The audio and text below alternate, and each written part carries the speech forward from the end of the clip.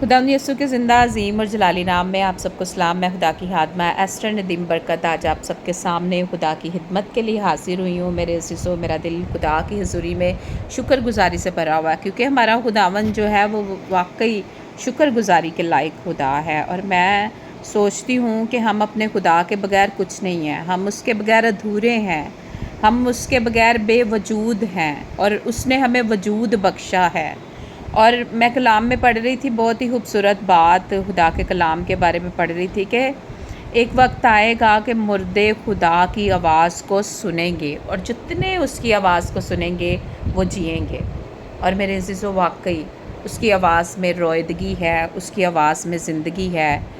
उसकी आवाज़ से बियाबान हिल जाते हैं, उसकी आवाज़ से बंजर ज़मीनें सैराब हो जाती हैं, उसकी आवाज़ से हरनियों के हमल गिर जाते हैं और वो जंगलों को बेबर्ग कर देती है। उसकी आवाज़ में जो है वो ताज़गी है, हम ताज़गी पाते हैं उसकी आवाज़ से। उसकी आवाज़ से सोचें बदल जाती हैं, उसकी आवाज़ से हालात बदल जाते हैं मेरे अज़ीज़ों।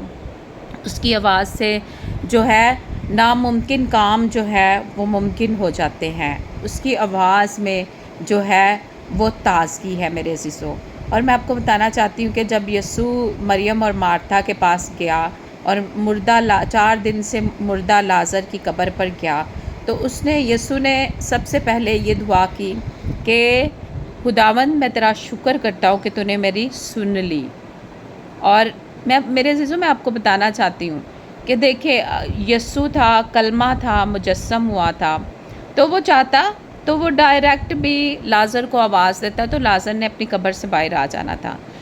लेकिन उसने बाप का पहले शुक्र अदा किया। मेरे अज़ीज़ों, शुक्रगुज़ारी जो है वो बहुत बड़ा भेद है। और उसने जब शुक्रगुज़ारी करके लाज़र को आवाज़ दी, तो लाज़र जो है वो अपने कब्र से बाहर आ गया।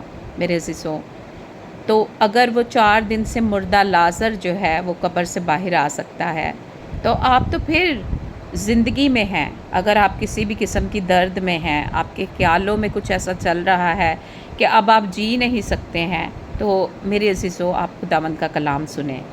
खुदावंद के कलाम में ज़िंदगी है। तो खुदावंद आज आप सबको जो परेशानी की हालत में है, मुर्दगी की हालत में हैं, या ये सोच रहे हैं कि अब उनके लिए कोई उम्मीद नहीं है ज़िंदा रहने की, तो आज मेरे अज़ीज़ों, खुदा के इस कलाम को अपने लिए जो है वो चुन लें, अपने लिए जो है सुन लें कि जितने खुदा की आवाज़ को सुनेंगे वो जिएंगे। और कलाम में लिखा है कि सादिक चलाए, और खुदावंद ने उनकी सुनी और उनको उनकी मुसीबत से रिहाई बख्शी। मेरे अज़ीज़ों, आज खुदावंद आपके लिए भी ये कलाम करता है। ये कलाम आपके लिए है, ये कलाम मेरे लिए है, ये कलाम उनके लिए है जो ज़िंदगी की आस को जो है वो खो बैठे हैं।